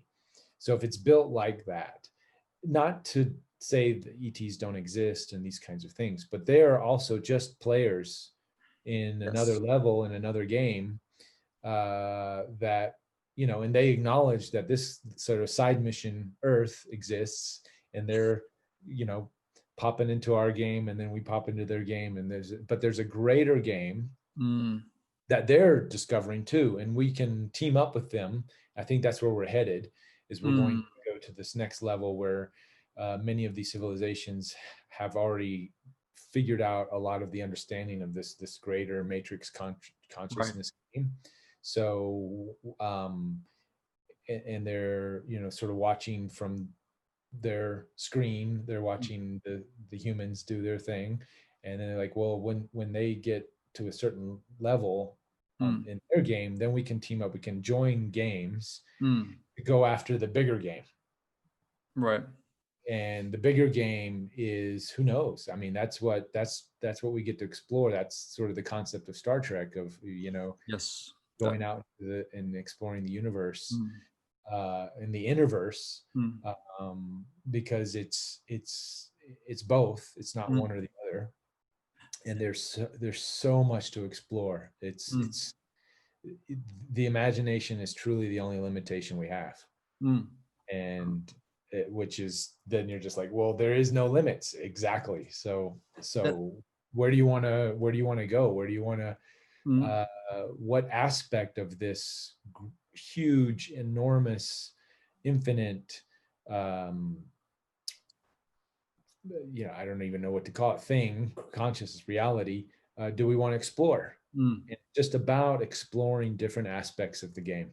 that's and it's fine because the whole idea of the corona and keeping quarantine, Mhm. it's building such a desire, and also in me too, like I'm also like, what is this, like preparing me for something bigger, like some sort of expression that it's my apartment is actually a bit small, but it's like one of those freaking cabins in Star Trek. I realized the other day, I was like, it's like, it's like, it feels like, we're creating it all, right? So we created Star Trek, the idea, we created, these video games and placed them perfectly in our timelines to introduce ideas and concepts to us that will become in some form relevant, and then like we sprinkle it. If it's all quantum, we're creating obviously in the moment with our energy, the connections, and making uh, so that we can comprehend our reality now. So that's I think the coherence is so important. So if we jumped into a reality where,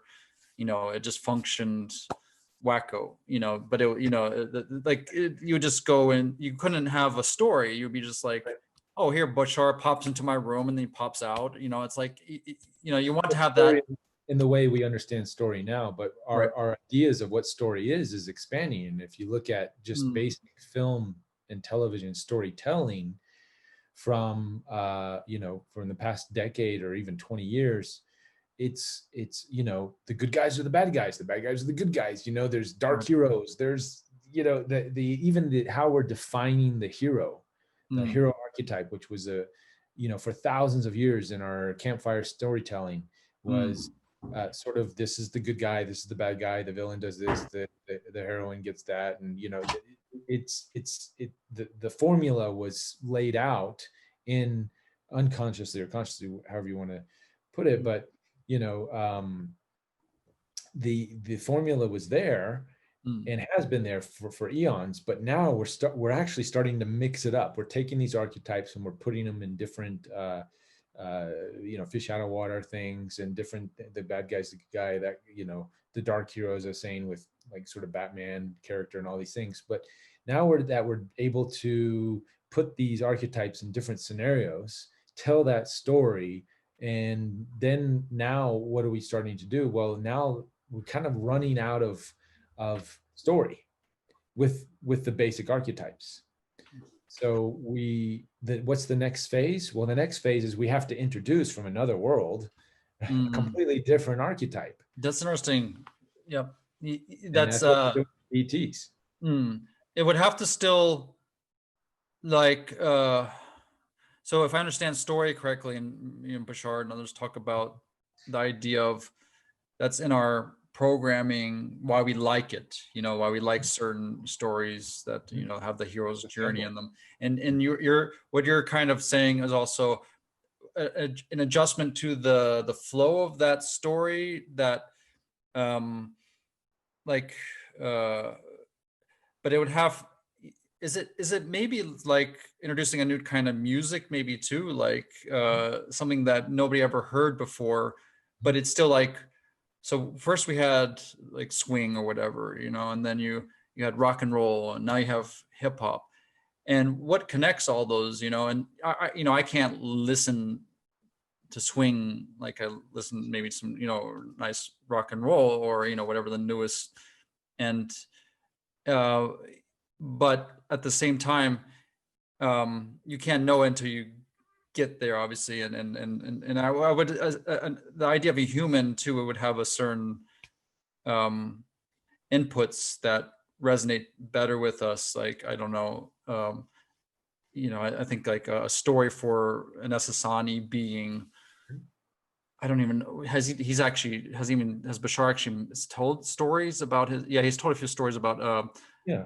about like fictional stories, right? Well, and I think a lot of those stories that we're getting from them Mm, uh, are only a fraction of the stories that actually exist. They're just telling the ones that we can relate to, because again, you mm, have to have a point of reference to be able to absorb the next level. yes. So this is why expanding and not setting any type of confound limitations on it, on anything really, Mm, is going to allow us to then be more open and we're doing this in our culture. Look at now, we're even redefining what is man, what is woman. uh yes. the expansiveness and the growth in the LGBT communities of in the past just couple of years, it's going, Yeah. Mm, it's and I believe that's all preparing us mm, to get out of these confines of defining what is, what isn't. And the more we get out of the, as you were saying, and more we can be now and understand that linearity doesn't even exist in the way we think it does, mm, then we can open ourselves up to even more experiences, new music that's mm, never been heard before, new concepts of ideas, new archetypes mm, that haven't been in the books, that haven't been told around the campfire. right. These, it's a constant evolution in expansion Mm, through breaking up mm. the norm. It's, this ties back to the channels. So it's a potpourri of different channels. Yeah, yeah. So you have the angels, you have ETs, you have just like Abraham, non-physical, millions of non-physical entities. Mhm. And to be honest, that idea of like the we and the infinite, and then you have that with Bashar also as a we, but they feel like they have to be identified with a name and some sort of background. Now the people that I've talked to who channel more from the space of non-identity, more with not an extraterrestrial presence, more just the non-physical pure, just source, if you want to call it source. The individuals who do channel that sometimes don't seem to be so open to science fiction-y kind of fantasy kind of ideas. So Whereas to some of the people like, Vidika is obviously, she's in Tyler Ellison, they're very open to, the idea of, I think science fiction, you have to be if you're channeling extraterrestrials as well, and I think, and for me, I feel like I do resonate. Like, I understand though the perspective of, as you've recognized, we're all creators, and it's 100% at the core energy source, and it's free. And however, it would be nice to have, and this is where the catch is, I think, like if we depend on these extra players and that have higher perspectives to enter into our game, we have to be careful about giving our power to them as well. Like, I think it's like we really have to understand that we're 100% sovereign, and if you, even to a benevolent being, you can ingratiate yourself to a point of like minimizing your energy. You know who you are. Oh, you're an angel, I must be a devil or a demon, because you're so bright and I'm so dark. And I think that they're aware of this, but we're like, show me it now, and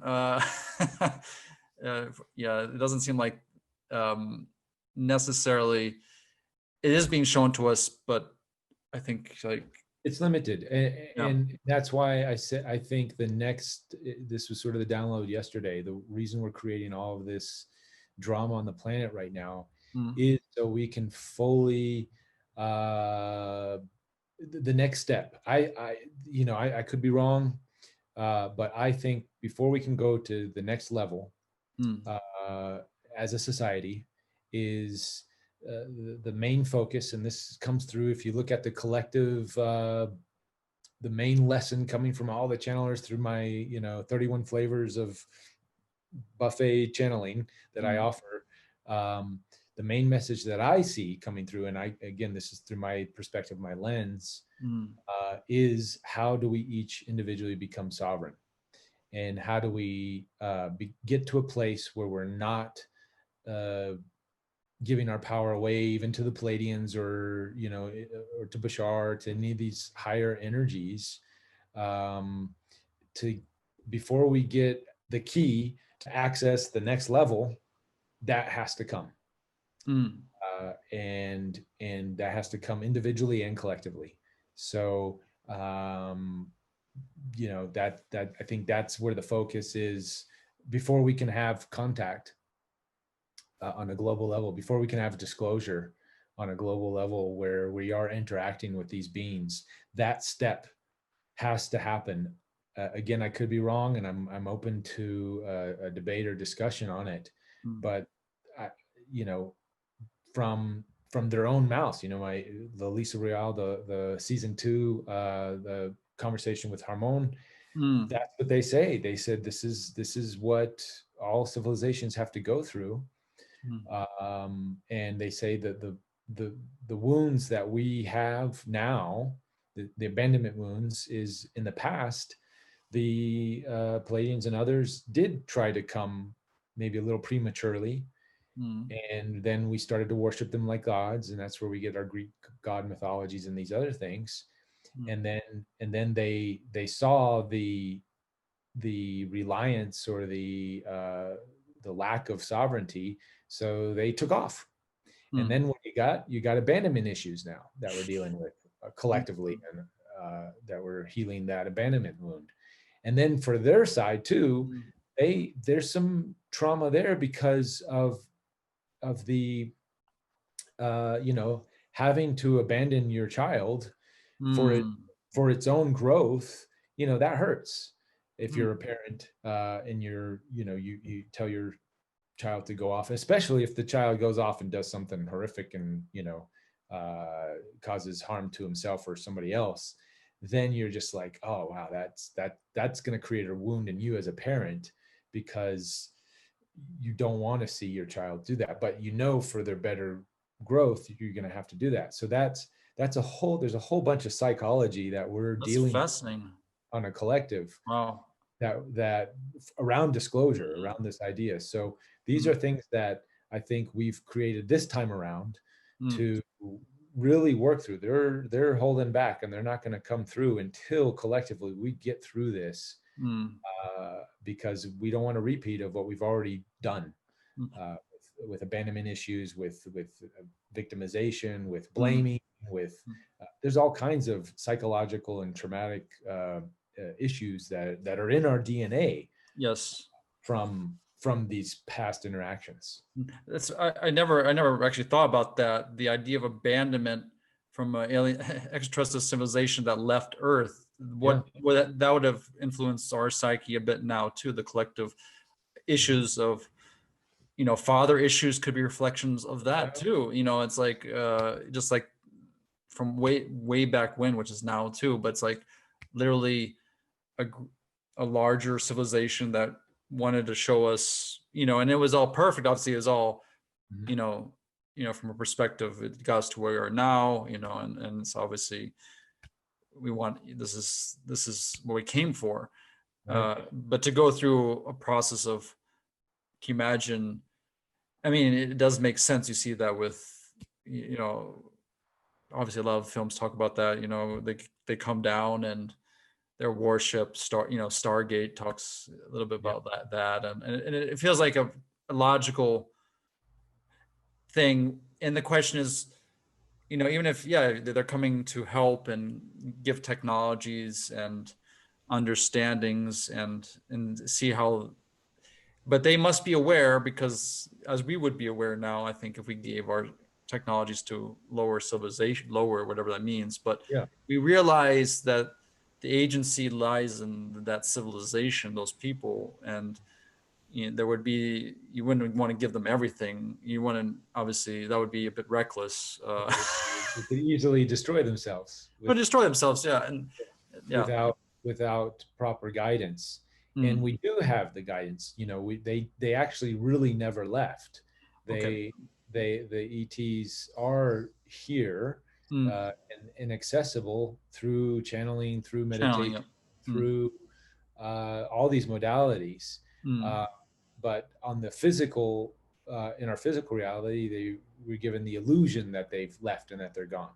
But they Mm. had to, in a sense, hide in the shadows Mm. until humanity can get on its own 2 feet, Mm. to then to not worship them like gods, not give our power away to them, and not do all that stuff. So it's a fascinating time, and if you look at it from their perspective, um, you know, they're just as excited as we are for Mm. this regathering, this reunion, so to say, Mm. that's around the corner. But again, certain things have to happen collectively before we can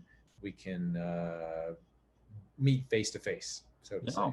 Yeah, it's inevitable, and I think it'll be in our lifetime, and I'm Yeah. excited about that. Um, and yeah, I think, but we have to, of course, clean up, and I think we're doing that. It feels like we're doing it.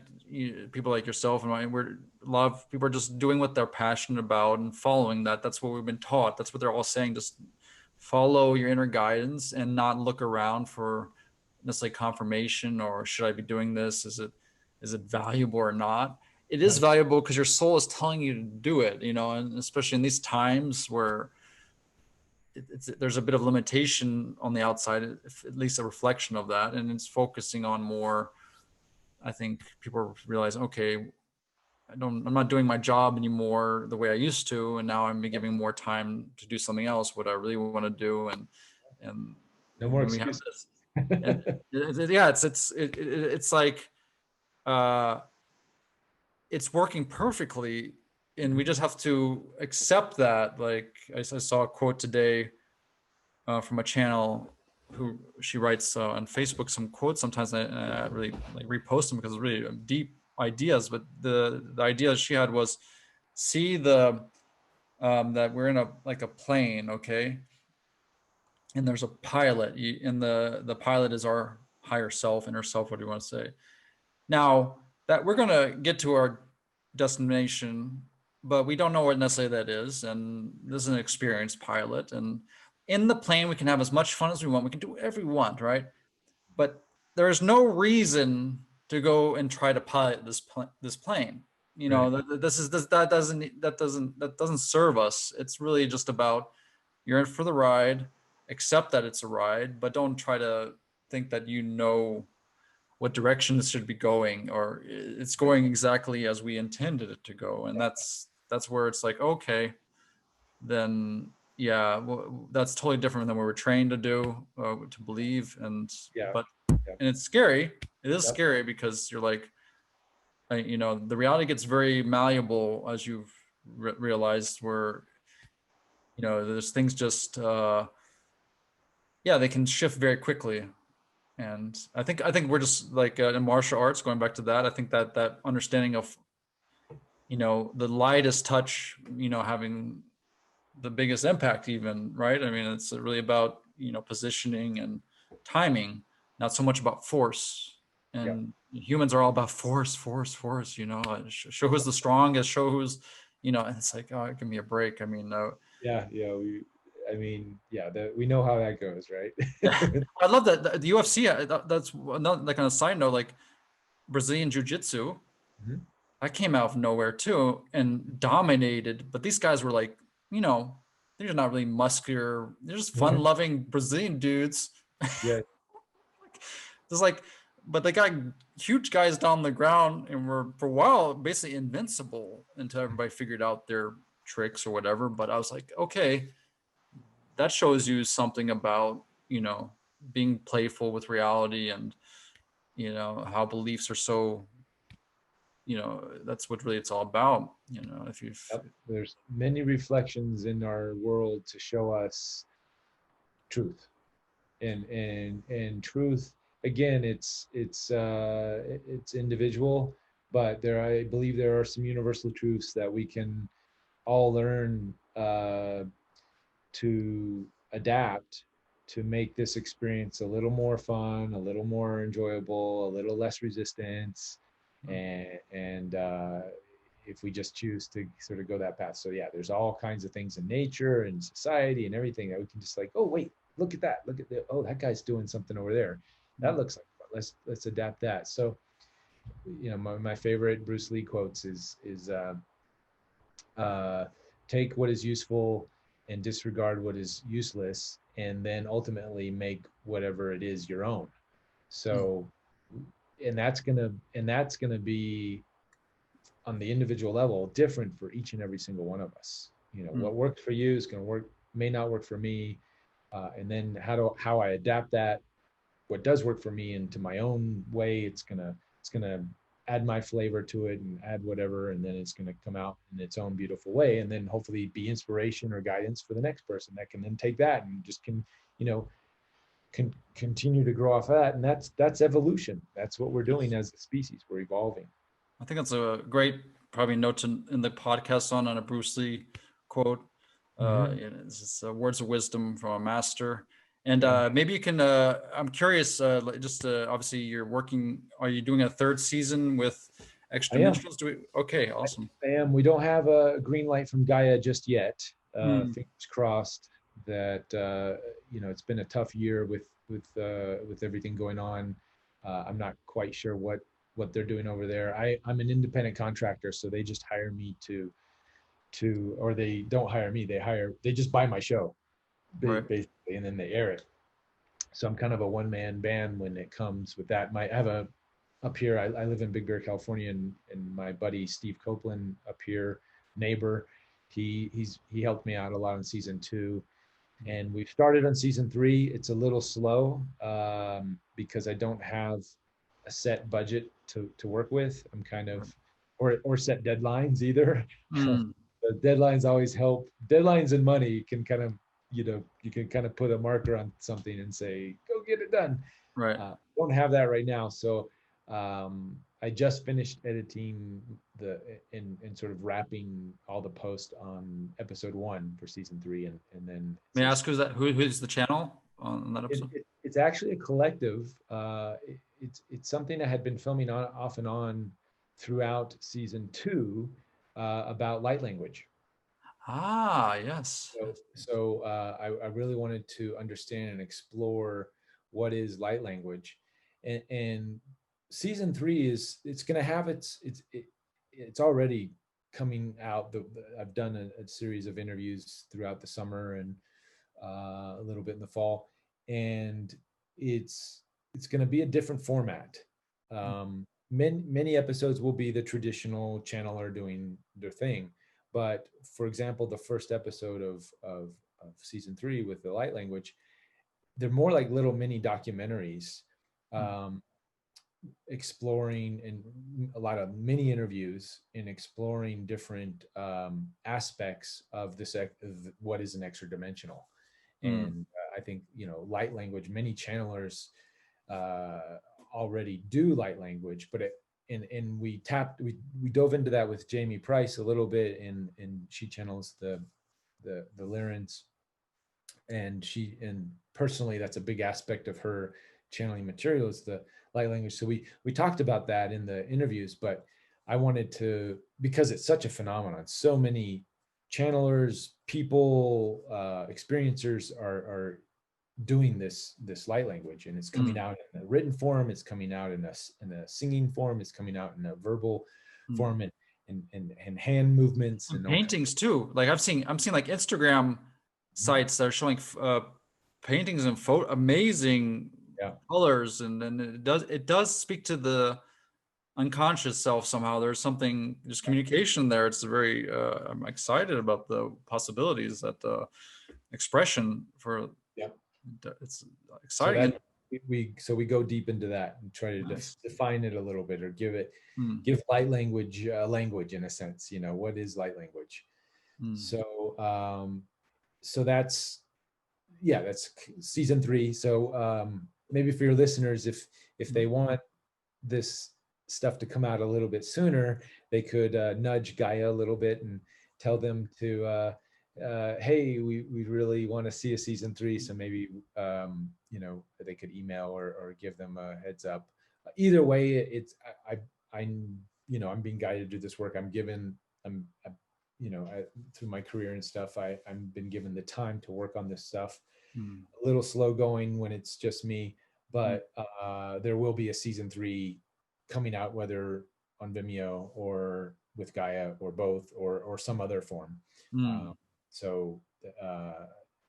Also go to my website, interviewwithed.org, and sign up for our newsletter, which I'll be, telling people however this unfolds, whether it's Gaia or somewhere else, then they can make sure that they get the heads up. You have like amazing websites, your personal website and your other. It's like, yeah, I can tell you worked in Hollywood, and you've learned. I mean, how to present yourself in a very, I think, an excellent way. That and I definitely, anybody's watching, they should, if they haven't seen, what you've created on Gaia and the interviews with the Extradimensionals, they should definitely check that out. And Gaia should give the green light on that. I'm very fascinated about Gaia too. I think it's an awesome concept. I don't know about the economics of it. I understand this is a cut through kind of business with streaming, and but I feel like they're doing a part for getting this knowledge out there. That's exceptional. And super grateful for their platform.